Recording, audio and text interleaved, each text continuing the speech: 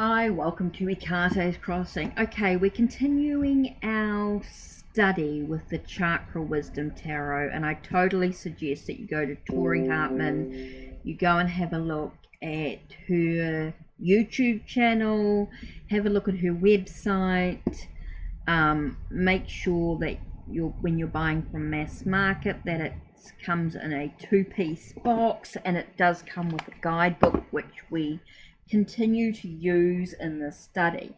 Okay, so today what we're going to do is we're going to continue looking at the three lower chakras. So we're looking at the root chakra, the sacral chakra, and the solar plexus before we move on to the heart chakra. So we're still studying, still learning, and what we're doing since we've been looking at these three chakras, and we looked at each one separately, then we put them together, and what we're doing is we're doing sort of maybe a daily or every few days doing a spread that using just those three chakras. So we're focusing on the base chakra, the sacral chakra, and the solar plexus, and we're just studying the cards, we're looking at the meanings in the book, and we're looking at the imagery, seeing what's going on with these. Okay, so let's have a look. What do we need to know about today? We'll just do that as we're just looking at today. So let's throw the cards out in a spread, and we're going to randomly choose three cards. 1, 2, 3. Okay, so we've chosen three cards, and we're going to turn them over, and we're going to have a look by looking at the book again, at the chakra messages. We know the tarot meanings. Okay, so we'll have a quick look. We've got Two of Wands. Now, Two of Wands, we know it's about choices, world's your oyster. It does talk about a sense of balance in regards to, and we know Wands is about your creative passions, projects, desires, ambitions, that sort of thing. So here we've got the Hermit. Now, the Hermit we know is about isolation, could be talking about being in silence, meditation, reflection, contemplation. And then the last card we have is the Eight of Cups. Eight of Cups we know is about walking away from something. But let's look at the chakra messages. We're still learning, we're still diving deep into it. We really don't know much about them. We're just still learning. So we're looking at the Two of Wands. So the Two of Wands in this case is the Two of Wands. We're looking at when we demand magic of the universe without a commitment to manifesting our energy, we'll go elsewhere, often to distractions that dissipate our intention. There is an unspoken agreement with the universe that we will use our energy wisely. Holding the energy of possibility and vision is only possible through emotional maturity. So we're holding the energy. Is that what we're doing? We're holding the energy. Okay, so then the Hermit, the chakra message. Okay, this is the Fool begins to think for herself. The Fool is bathed in orange, an indication that she is in the second chakra of her emotions, using a lantern from the third chakra to see what she needs to. Yet in order to progress, she must find the feelings she has kept hidden, which will be the key to opening her heart. Okay, and then we've got the Eight of Cups.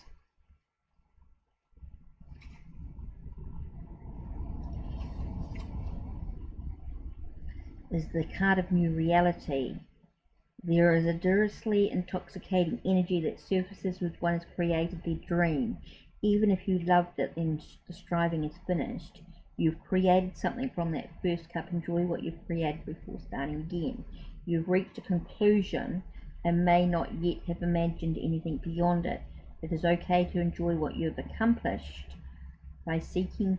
So it's, to me, it feels like when I look at these, it's like the world, like I've got possibilities. I'm holding the energy that I need to in this moment. This is a reminder of being in the moment, of finding a sense of balance by being in that moment. By being in that moment allows me to see the light of what I can manifest in my journey, in the sense of being able to, it just keeps reminding me to be in the now. It feels very much when I'm looking at all of these cards and I'm looking at the chakra message, not necessarily the tarot message as such, but looking at the chakra message, it's about being in the moment, being able to acknowledge where I am, what I've learned, where I'm going, how I can move forward. It's all about being in the moment, acknowledging that moment, holding that energy is so important. So that's what I'm getting by looking at the chakras, by reading the book, studying it. Now I know when I'm looking at this, I'm talking about, making choices, feeling like maybe I'm feeling very isolated in this moment, as I need to walk away from whatever's going on. Maybe I'm walking towards something new if I'm looking at the tarot message. But when I'm looking at the chakra, it's reminding me to be in the now, be in the moment, being able to hold that energy, look towards the future, where I'm headed, is really important. Being able to stay in that moment is going to be really reflective of where I'm headed as well, and what I've achieved.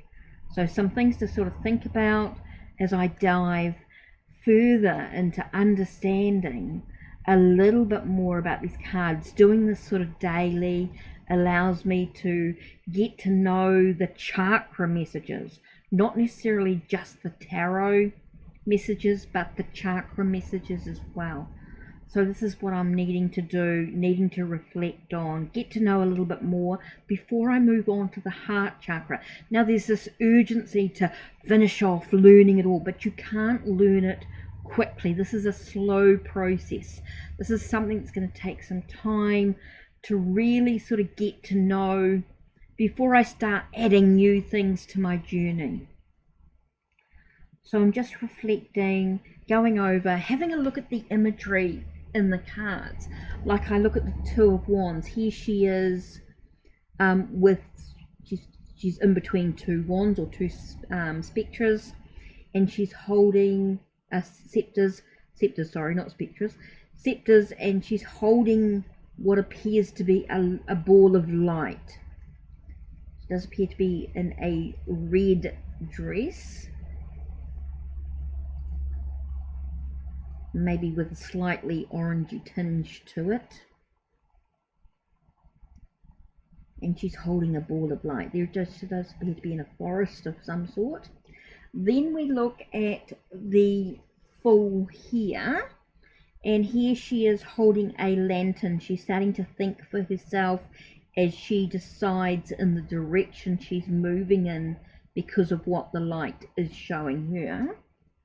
Here we see her walking away from the cup. She's walking towards you.